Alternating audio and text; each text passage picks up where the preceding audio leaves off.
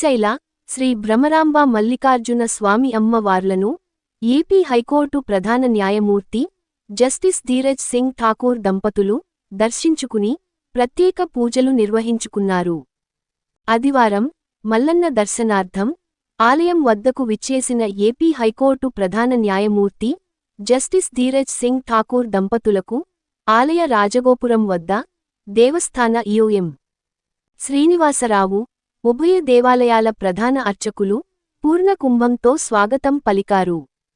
అనంతరం AP high court ప్రధాన న్యాయమూర్తి జస్టిస్ ధీరజ్ సింగ్ ఠాకూర్ దంపతులు మల్లికార్జున స్వామి వారికి రుద్రాభిషేకం, భ్రమరాంబా దేవికి కుంకుమార్చన తదితర ప్రత్యేక పూజలు నిర్వహించుకున్నారు.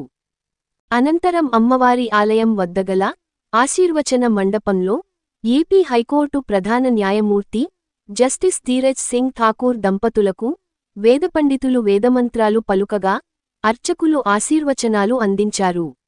దేవస్థాన ఈఓ స్వామివారి శేషావస్త్రాలను, లడ్డూ ప్రసాదాలను, జ్ఞాపికను అందించి సత్కరించారు. వీరి వెంట జిల్లా కలెక్టర్ రాజకుమారి, ఆర్డీఓ నాగజ్యోతి, డీఎస్పీ రామాంజీ నాయక్ ఉన్నారు.